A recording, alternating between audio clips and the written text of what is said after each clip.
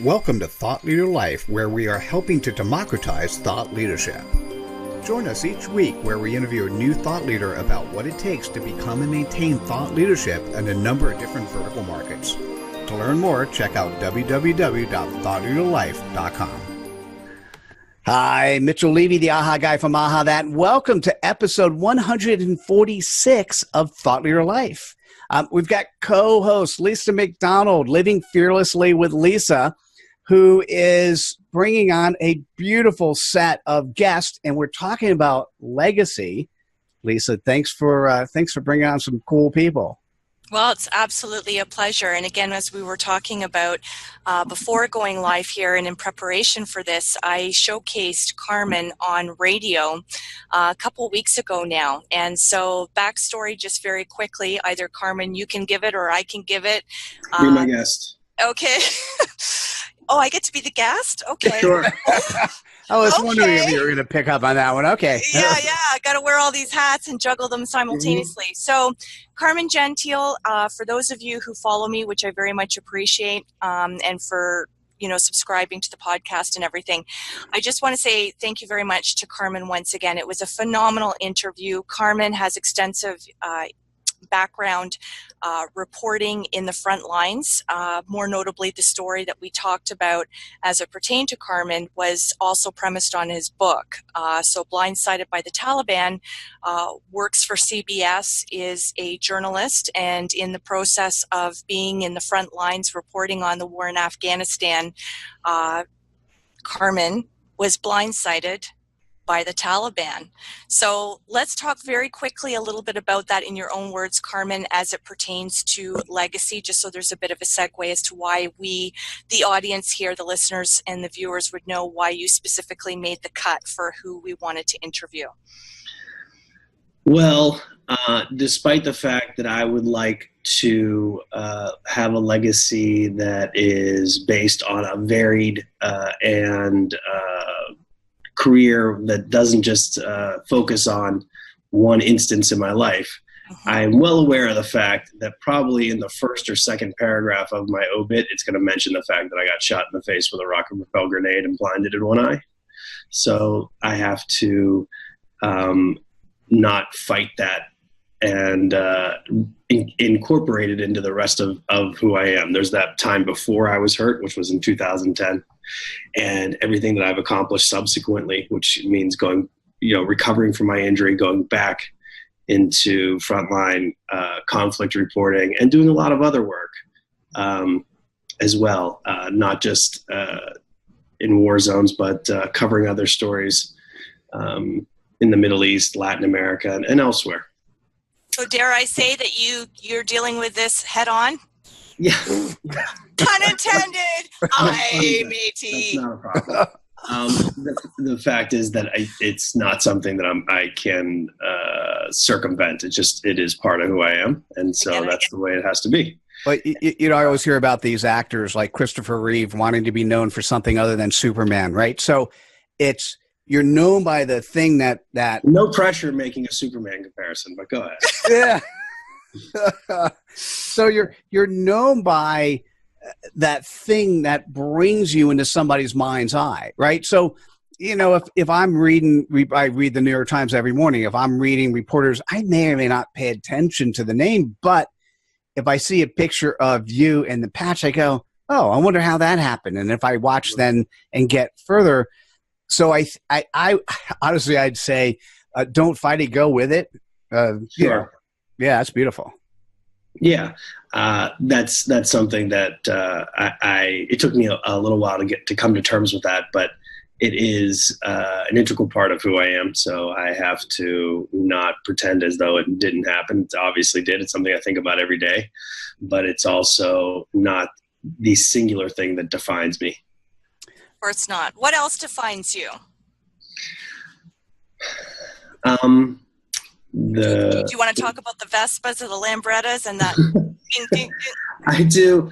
I do enjoy riding motorcycles, and in fact, recently have tried to incorporate motorcycling into good storytelling. For example, I did a story late last year about motorcycling in Iraq.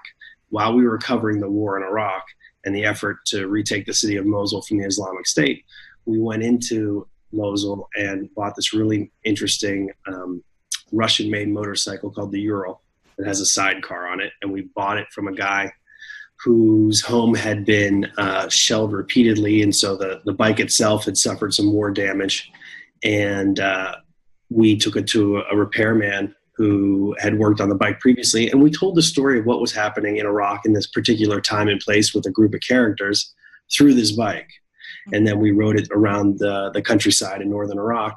And we did this as a way to have a unique approach to telling the story of the war, and to hopefully entice people who were not necessarily following the day-to-day of what's happening there into caring about an important story. Mm-hmm. And I think it worked. Fantastic. So when we talk about legacy, and I think we've touched upon this a little bit without identifying it as such in our radio interview not that long ago, Carmen. But when you look at the whole trajectory of your life, when you look at the evolution of who you are today and the different circumstances and the different experiences that have molded you, when you look at what your ongoing goals are, things that you envision for yourself, having that different perspective now as a parent and perhaps looking through the lens a little bit differently, how do you ultimately wish to be remembered, and how do you believe you will be remembered? I want to be remembered as someone who is serious about their work, but didn't take himself too seriously. Mm-hmm. I have a self-deprecating streak that is a country mile wide, and I know all too well what my limitations are professionally and personally, and I am someone that I hope as I grow older, if I don't grow wiser, at least I can grow more cognizant of the fact that I have these limitations, but I can play to my strengths. I feel like I can be an entertaining storyteller, and while entertaining readers and viewers, I am hopefully imparting a little bit of wisdom and information that they can use to broaden their own horizons. Beautiful. So Carmen, I'm kind of curious though, if we just step back, bigger picture, not just legacy for you, but what is in today's world with the technology we have, whether it's the folks that are just in horrible shape or happy shape in Afghanistan or somewhere else, or here in the U.S., what does legacy actually mean for people living in today, the early part of the 21st century? Well, I don't think that legacy necessarily means that you are revered or remembered by a large group of people. I think that it's more important now than ever to be impactful and a positive influence on those in your immediate family and your friends. We live in a culture today of celebrity for celebrity's sake. Mm-hmm. It doesn't really have to reside or result from talent or contribution. We were discussing earlier about how there's all of our lives are recorded. Every moment is seemingly caught on camera or in audio or in photos. And that's true. There are, I have tens of thousands of pictures and videos of my daughter at this point, and she's 2 and a third years old. However, I don't believe there's any video of me from when I was that age, 42 years ago. But just because there is all this material, this data, this catalog, doesn't mean necessarily that a person will be remembered, because somebody needs to watch all of that in order for it to be impactful. And frankly, nobody has the time. We're all collecting this material, and we're doing everything we can to capture every moment. But it to me is more important to live the moment and to be impactful and a positive influence on others in a moment. Nothing makes less sense to me than when I see thousands of people at a rock concert holding up their cell phones, shooting video that they're never going to watch.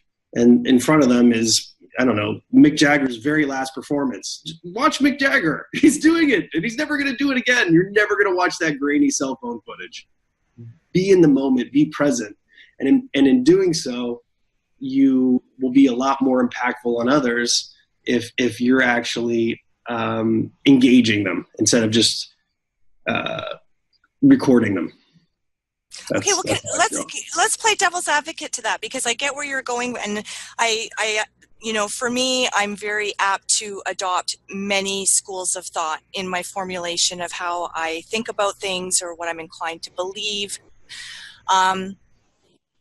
So I get what you're saying in terms of being in the here and now, but I also understand too, for people who are wanting to leave a legacy, that sometimes in today's culture, in the many platforms that are available to us, if we use your example of the Mick Jagger concert, these are milestones. These are, my mom saw the Beatles. She saw a doubleheader. Sure. She saw a doubleheader in London. She grew up in England, and it was like a small venue, intimate venue with the Beatles and the Rolling Stones. And it was so small that John Lennon actually spoke to her.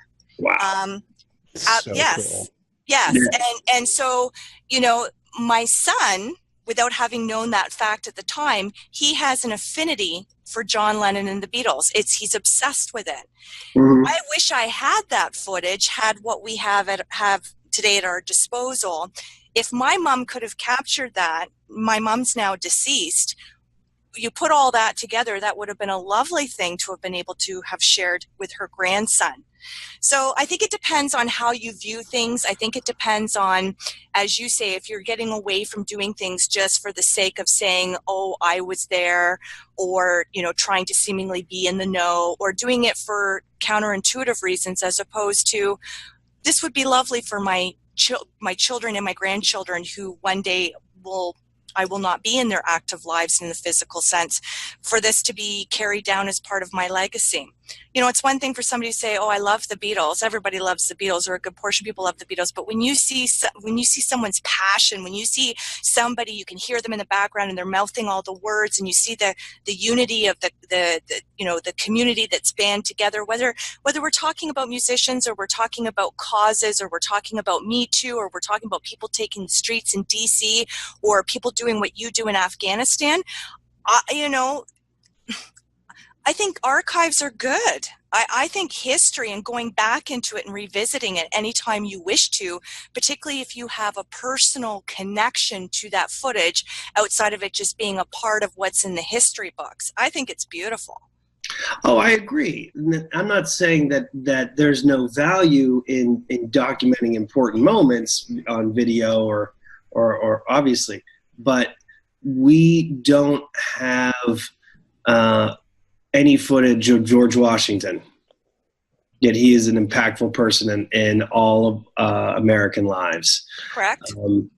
We don't know exactly what Abraham Lincoln sounded like, but Daniel Day-Lewis seems to have done a pretty adequate job based on the descriptions. But, going to your example, I think that you being a storyteller and somebody who appreciates those kinds of moments, you're retelling to your son or your mother retelling to her grandson that story as part of your family's oral tradition is pretty cool.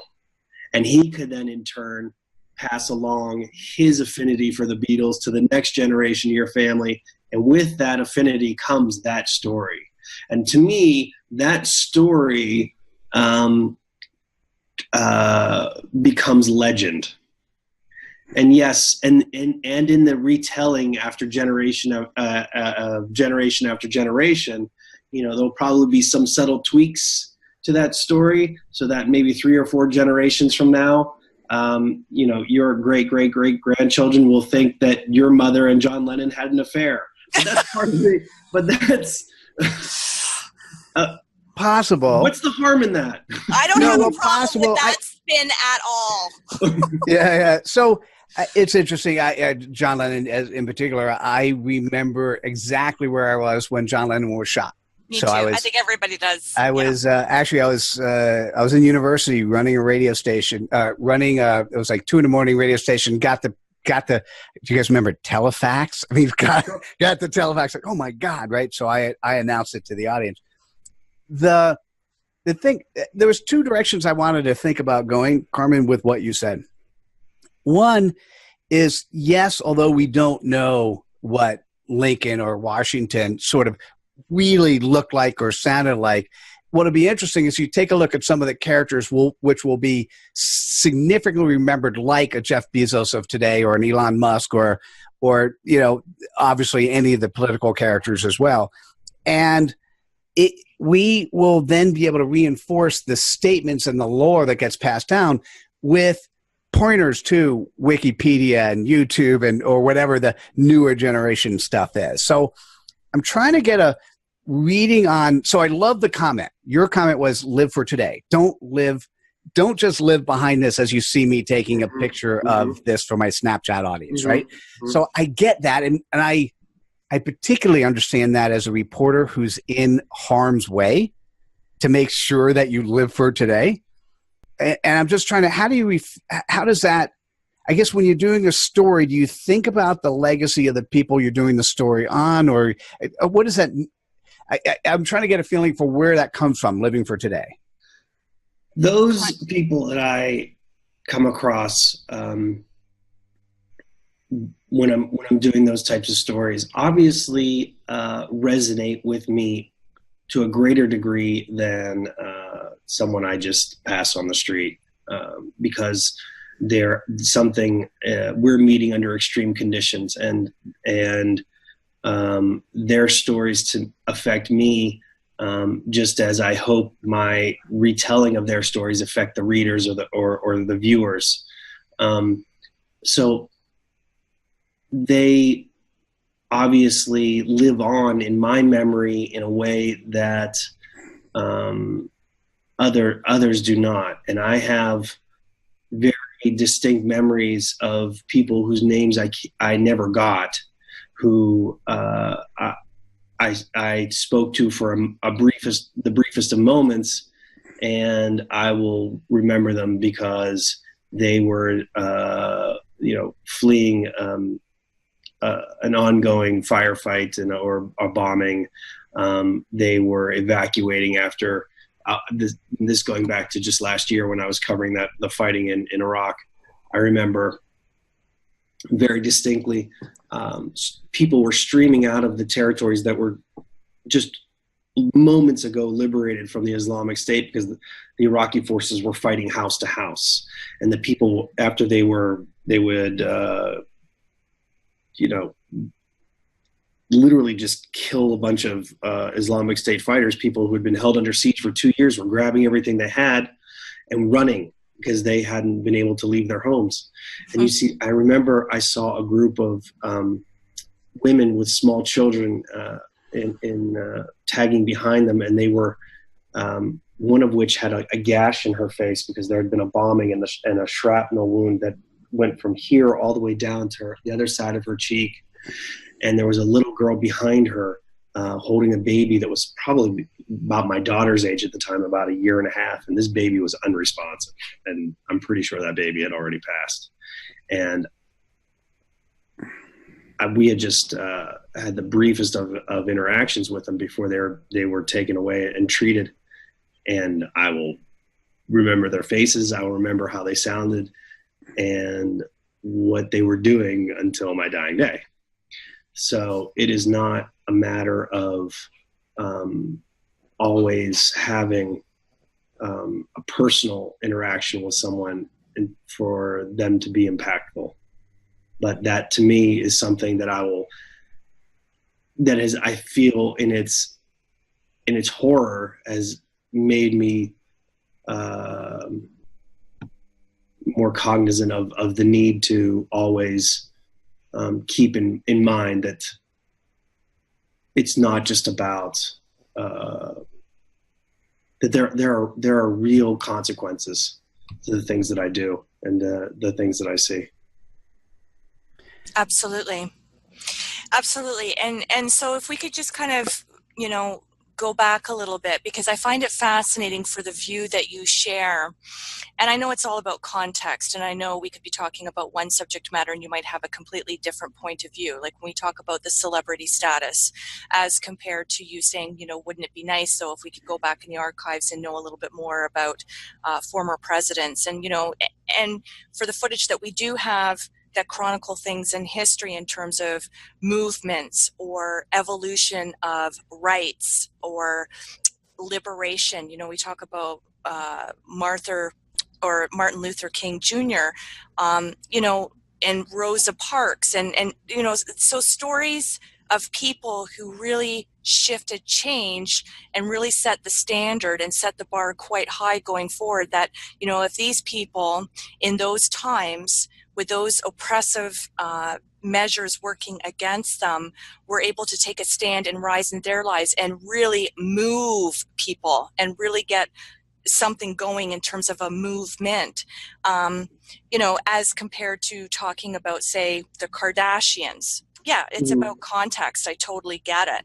But for somebody who does what you do as a vocation and reporting, whether it be in the front lines or for any other story that you've covered universally, I'm sure probably as a reporter, and correct me if I'm wrong, Carmen, aren't there things from an awareness or an educational perspective for those who don't do what you do, won't be in the front lines of the experiences in which you are, where it's an educational tool? Like maybe if people see what you've experienced, maybe they will be more grateful. Maybe they will be more cognizant of things such as legacy.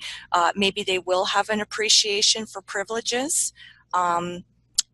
And not taking things perhaps for granted. So, I mean, it's really the context around how we frame it. So you being a media person and being a journalist, I just find your perspective very interesting. Well, you know what? One of the things I'm aware of, and this dates back to my work in Afghanistan. There was an occasion once where I was reporting on the conditions. I was embedded with some U.S. forces in eastern Afghanistan again, and this was after my injury. And I was at this remote combat outpost where the conditions were terrible. The soldiers were not getting the supplies that they needed in terms of their food and other necessities. And I reported on that in my story about the conditions. They weren't one hot meal a day, and the rations were limited. The guys were skinny, and they were constantly sick, et cetera, et cetera. And as a result of that story, I like to think, but it wasn't just coincidence. About a week later, they started getting more supplies. So was it the larger audience that read my story that made that happen? Probably not. That story probably irritated somebody at the Pentagon, who then told somebody else, "Hey, this guy's making us look bad by saying we're not feeding our guys. Let's make sure that we get extra rations out to that combat outpost." It's sometimes better that my audience is. I have a narrower focus on my audience, and just because it's something it was I had written in USA Today, so typically that has a broad, potentially large audience. But in that particular instance, I'm pretty sure that story was most impactful just to a handful of the brass at the Pentagon that I probably embarrassed. And I'm glad I did. So. Excellent. And I'm sure you've got a plethora of different stories and examples that you can cite. So we're not looking to pigeonhole you into the whole Taliban story per se. But if you look at the legacy of that war or what that stood for in that point of time, as far as a history-making event, if you look at the legacy, as you cited, for the people who you don't necessarily know by name but have left a permanent, indelible imprint on your soul and your relationship for what it was you do and did at the time, the part of the legacy, I mean, it's very individualized. I mean, only you can deem what that means for you. But if I'm on the outside looking in and I see somebody doing the quality, important work that you are, I would be looking at, wow, this person put themselves at risk for whatever the reason or the motivation.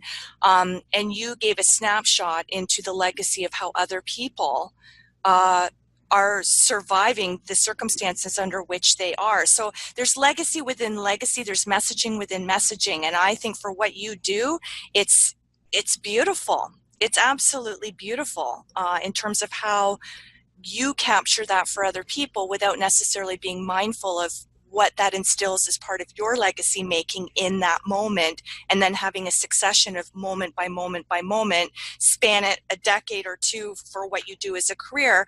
I mean, you know, you're influencing change. You're getting people to think, you're getting people to reevaluate and assess, what does the quality of life mean? What does the here and now moment represent? And for somebody who's in the front lines, that can make somebody who's in the Western world, who has no sense of how other people struggle necessarily, outside of it being like a headline in a newspaper, you know, you're doing phenomenal things. I mean, you're kind of like the classroom teacher, the university professor, the media person, the reporter, the human being, the father. I mean, you're wearing a lot of different hats, and what a legacy that is. Yeah. Carmen, I was thinking of something. I think you've, even just verbally, you painted a picture to me of this mother and her daughter and holding an infant. And I'm curious how that affects your relationship now with your daughter, since you're going to remember that for the rest of your life. And if you have a couple other people who have left an indelible mark in your head, what that might mean.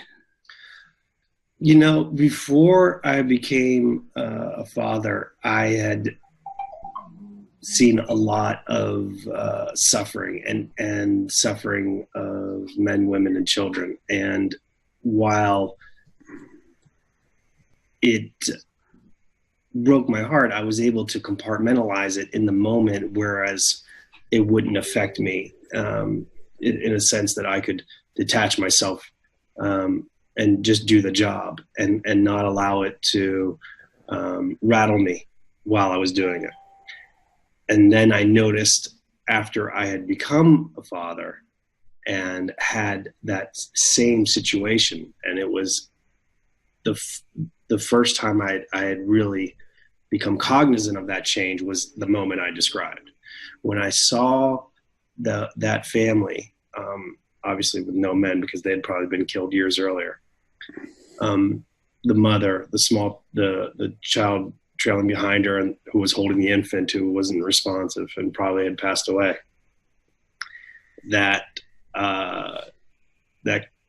really put a knot in my throat, and I had to take a step back. And it was the first time in the course of my career covering those types of situations where I was felt as though I might not be able to do it. But I took a deep breath and put one foot in front of the other and kept going. But it was harder. It was definitely harder. It's definitely been harder now that I have my own child, and now I understand what that means, because I didn't before, in a way that I couldn't imagine what I would be feeling if my child were in that situation. So Lisa, can I share an aha moment? Wouldn't it be great? It's not possible that when we're born and we're teenagers and we quote unquote live forever and, you know, have all these, we don't actually perceive the value of life. And then I didn't have my first child. I was like 37, right? So I spent a whole lot of life living, and then all of a sudden, when you become a parent, your lens completely changes. Wouldn't it be great if you could actually be a parent when you're young, but you don't have the money and the resources and ability? I mean, it's just kind of this. And I think maybe, Carmen, it's it's you telling stories, maybe you writing from the perspective of your 2-year-old that might actually have a bigger impact on others. It just got me thinking. My aha is, hey, how can we have kids younger without actually having kids younger? So, it is definitely, even when I was working on my book and revising it and looking for a publisher, it was about that time that my daughter was born, and prior to her arrival, everything was secondary in my life to the book I was working on. But even though I hadn't finished it when she was born and I hadn't found a home for it, once she arrived, obviously she became my first priority, and it put everything else into perspective. All that angst that I had been carrying around about, okay, where's this book going to go, and is it going to be as good as I want it to be, and how do I make the most of what I've created? That prior to my daughter being born, that book was my baby.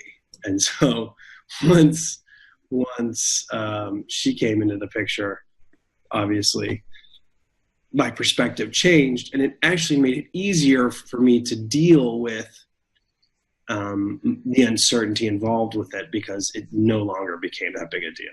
And I think that once I was able to put it in the proper perspective, that's when I was able to find a home for it, and realize that there is no perfect book. There's no perfect. I'm never going to find the to the syllable the exact way in which I want to tell that story, but I gave it my best, and the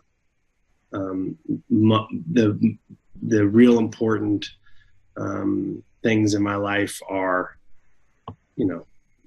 my daughter and her future, and not just work. Mm.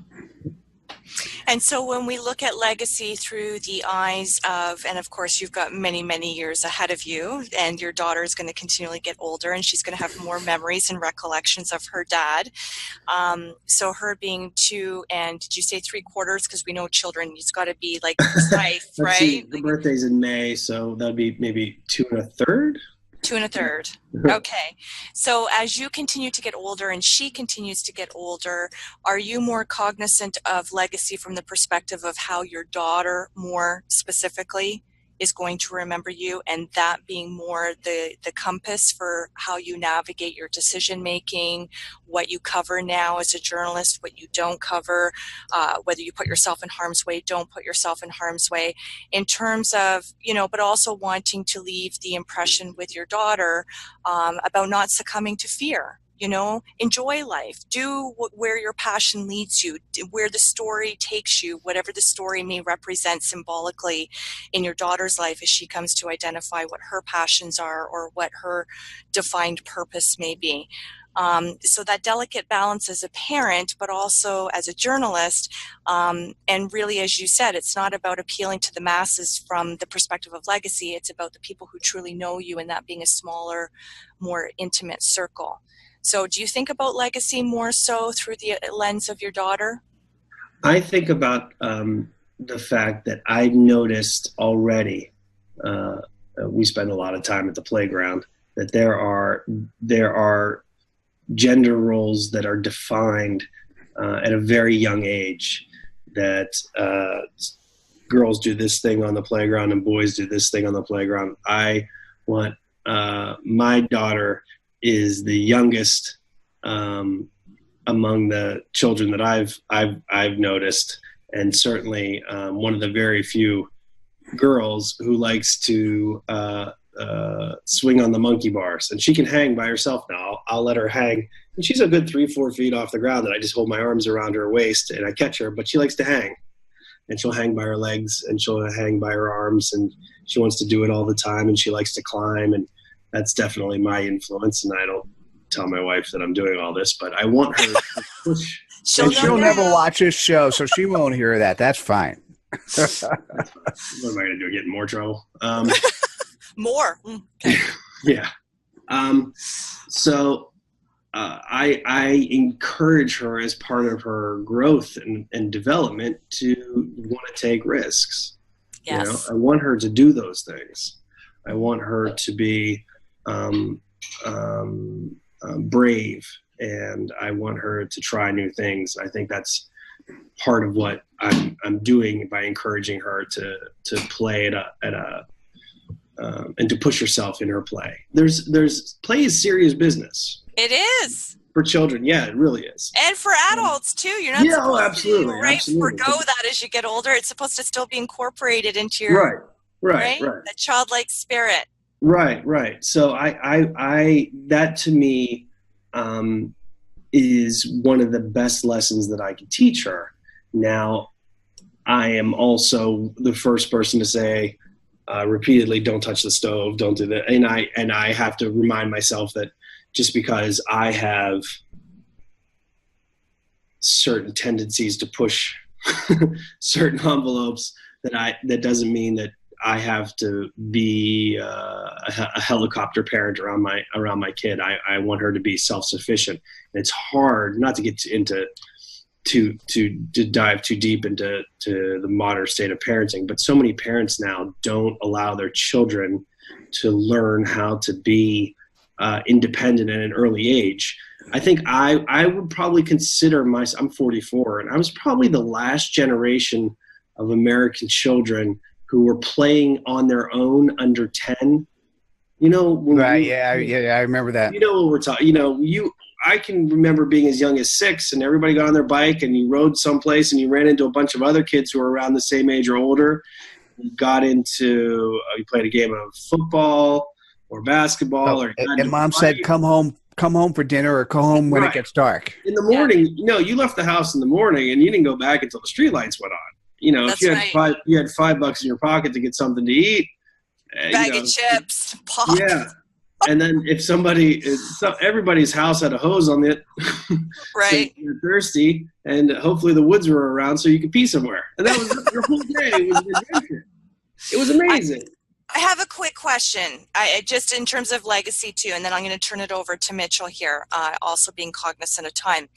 So if your lasting legacy and you being the role model to your parent leaves such an impression that she chooses to then follow suit because she so is in awe and admiration of how you chose to live your life, trials, tribulations, and all. And she decided she wanted to follow in Daddy's footsteps, and she wanted to go report on the war in wherever at whatever time down the road where she'd be old enough to even contemplate that as a decision. What are your thoughts on that? In terms of knowing she might one day want to have her children, and she might want to follow in your footsteps with, doing big things in this world and making a huge difference as her daddy did. But now you're really thinking about, wait, I got to be careful what I say. What's my wife going to say? What's important here? Okay. Because this interview, which turns into a book, is going to be part of your legacy here. So let's get it right. Do I want her to follow in my same? I want her to do whatever, sparks her fire, whether that be journalism, painting, accounting, underwater basket weaving, whatever brings her that bliss, right, and makes her feel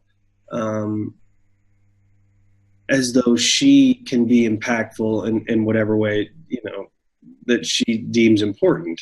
Mm-hmm. That to me would be enough. That's all that matters. I don't want her to do what I do just because I do it. I want her to find her own path, and if it happens to be similar to my own, great. I will try to impart whatever wisdom I can, which will probably just entail me saying, whatever it is I've done, just do the opposite, and you'll probably be a lot better off. So, or helicopter, or refraining helicopter dad actually gets on the helicopter. We're going together. When she's old enough, I'll say, look, read my book and don't ever do any of this stuff. Okay. Right. try to use better judgment. It took your father a lot longer to figure this stuff out, and cost him the vision in one of his eyes. Just try to do a better job of keeping yourself safe. And that's all I got. Well, there's a metaphor in there, you know, like, and I'm sure it's not original to me. Nothing's original really these days, but you know, even with the impairment to your eye, for what you've experienced and for the ways in which you see the world and how you get up close and personal to the ugly truth sometimes, that people just want to flick the channel on and pretend, you know, put their head in the sand.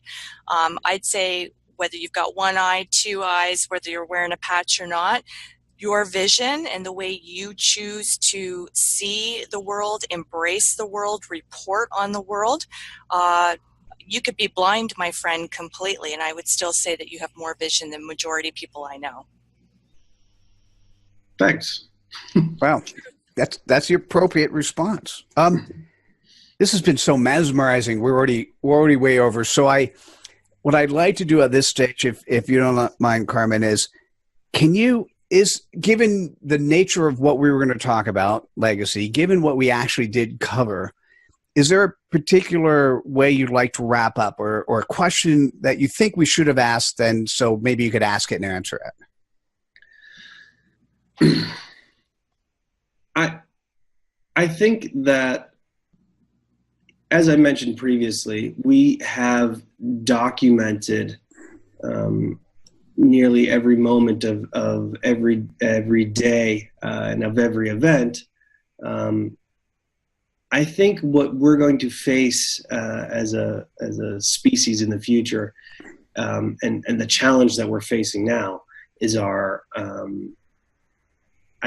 think our ability to interpret the facts of a situation are impaired at the moment, and we need to get back to a collective understanding of a common reality, if you will. And I think that if anything, I hope that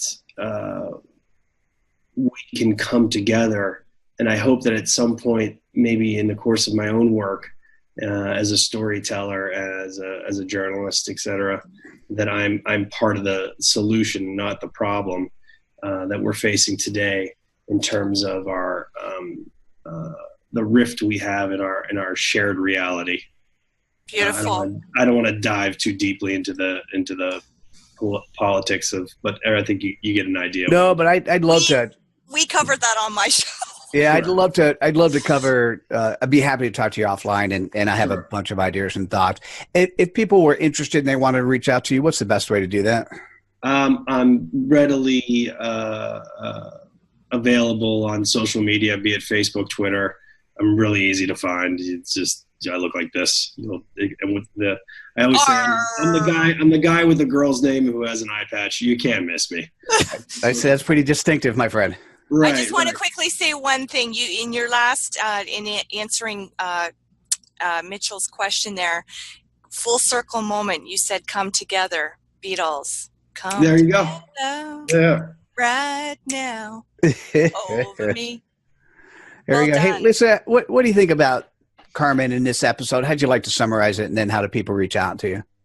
Well, I can't really separate this too much, whether it be right, whether it be wrong, from my initial interview with Carmen, how we read on paper, our initial telephone conversation, that interview 2 weeks ago, and this interview, because what I really like about Carmen is the more we speak, in whatever capacity that looks like, the onion continually gets peeled back, and the more that onion gets peeled back and more gets revealed about who you are, how you think, and now more specific to this topic of legacy, I just think the way that you have chosen to live your life is completely beautiful. I mean, I take my hat off to you. I said hats plural, but I'll say hat properly grammatically. I take my hat off to you. I think I love risk takers. I mean, I'm all about living fearlessly, so I can't differentiate from that. This is why, vibe attracts tribe. I think the legacy that you are creating moment by moment, day by day, week by week, story by story, every outlet that you've written for and you've been found in the archives, going back to one of the original points we talked about, it would be a shame not to be able to find your bodies of work. Well, right? I hope, I hope, for my own sake that we don't have a post-apocalyptic breakdown of society, so that in fact that my work does exist in one form or another for future generations to read, and I hope they get something out of it. Maybe that's a little bit arrogant. And that this interview is associated with that. Love that. Absolutely. Lisa, how do people reach out to you? People can kindly find me on my website, livingfearlesslywithlisa.com. I can also be found all over social media, just like Carmen and Mitchell here. LinkedIn, I will always say, is my preferred site because it's really like-minded people in the business world, in the personal development world as well. This is where I have found a lot of my guests. So I just want to say, email is lisa@livingfearlesslywithlisa.com. And I'm all over the place. iHeartRadio, Spotify. You can find my host page, C-Suite Radio Network, Living Fearlessly with Lisa McDonald. No differently than you two, all over the place, accessible. Beautiful. And for me, Carmen, I had some thoughts of what to expect, and it was interesting. You didn't take me in the direction I thought you would take us. And so I just kind of want to summarize and I'll leave you with my one last aha moment. So for me, it was beautiful to hear that right now you're here right now with us today, this moment, period. Right. And I can imagine you, when you go out to do your stories, that you are there with those people. And it's interesting to see how at different points in life we change our attitude and our focus. Having a child changes everything. Getting married changes everything, right? Mm-hmm. And I think the one point you made at the beginning, but then I really got it at the end. And this is how I have a 20-year-old. And so I'll just leave my aha message that I don't think I've put in any books yet. The educational system in the United States is completely screwed up. It's based on an industrial age society. It's based on how we should have lived back when. And what I did with my son and try to encourage him was, A, how do you ask the right question? Right. And then B, how do you interpret the results? Mm-hmm. And if you can do nothing more than, and I love all this, live fearlessly, be yourself, do your own thing. Dude, that was absolutely beautiful. And that's exactly the same thing, Lisa, the way you live life and communicate yourself, that's all what we have to do. And it's just, let's make sure we figure out how to ask the right question and how to interpret the results. And that changes everything. Be a critical thinker. Yeah. Yeah, that's a good way to summarize it. Thank you.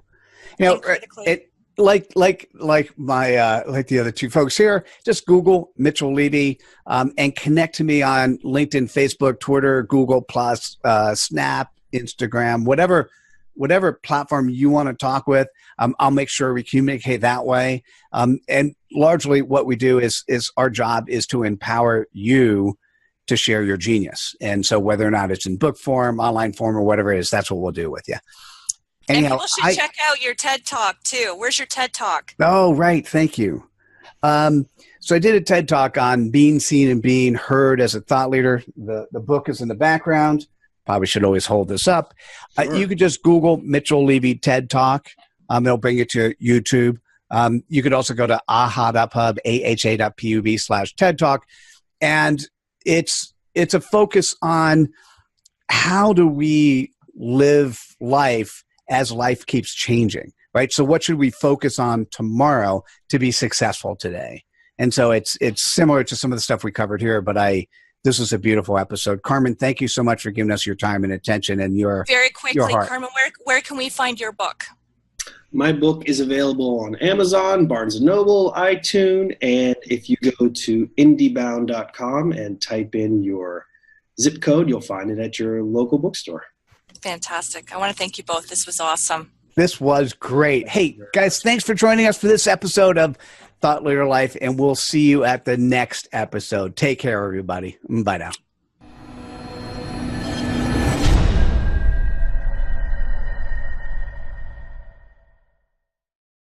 Hope you enjoyed this episode of Thought Leader Life. Please subscribe to us on YouTube and activate us by going to thoughtleaderlife.com/activate. Till next time.